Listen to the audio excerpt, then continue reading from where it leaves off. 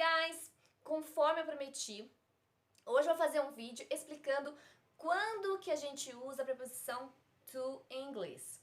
Apesar de muitas pessoas acharem que as preposições mais difíceis em inglês são on, in and at, na verdade, para nós que falamos português, as mais difíceis de aplicar mesmo, de saber quando usar, são for e to.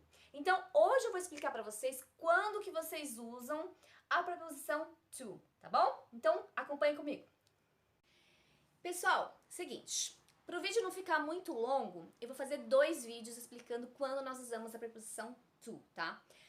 Eu fiz um anteriormente e eu achei que ficou muito extenso, então eu acho que a gente pode dividir em 2, tá? Então vamos lá.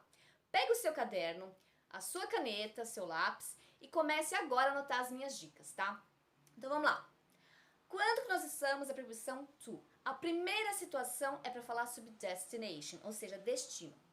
São os famosos verbos de movimento, tá? Eu vou dar o primeiro exemplo para você aqui. Olha só. I go to São Paulo every day. Eu vou para São Paulo todos os dias. Quando você vai para algum lugar. Então, toda vez que você usa um verbo de movimento, você vai daqui para um lugar. Outro verbo que usamos bastante, pessoal, é o verbo travel, de viajar.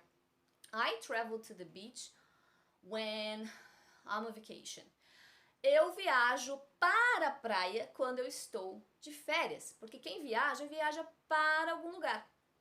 Outros verbos de movimento que a gente talvez não pare para pensar. O send, de enviar, né? Send email to someone. Ou seja, quando você envia para alguém. Então, send to. Outro verbo, drive to.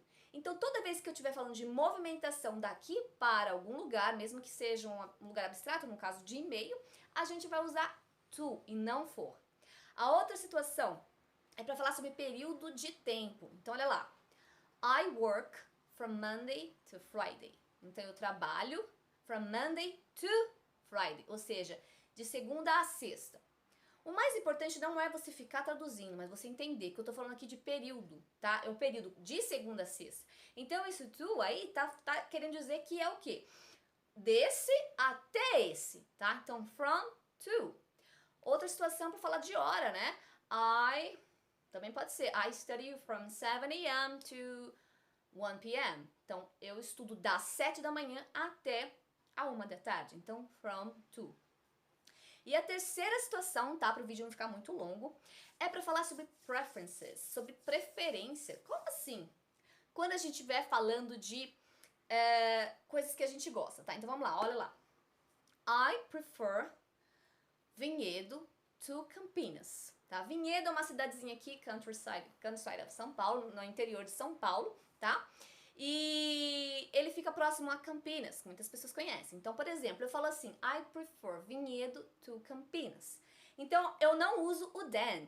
Ah, Carla, mas eu já ouvi que a gente usa o than pra gente fazer comparação. Se as pessoas que estão me assistindo agora já conhecem a palavrinha than que a gente usa pra comparação, pense o seguinte, nesse caso que eu usei Vinhedo to Campinas, eu não usei a referência, eu simplesmente falei que eu prefiro Vinhedo a Campinas, mas eu não disse o porquê. Então, quando você usa o porquê, ou seja, quando você usa o adjetivo, aí você vai colocar o than. Então, por exemplo, ó, Vinhedo is less violent than Campinas. Então, por que eu gosto de Vinhedo? Porque Vinhedo é menos violento que Campinas, tá? Então, nessa situação eu uso than, mas quando eu estiver falando sem a dar referência, eu vou usar o to. Então, por exemplo, I prefer Corinthians to Palmeiras. Eu prefiro Corinthians a Palmeiras. Então, quando tem essa preferência, eu vou usar o to.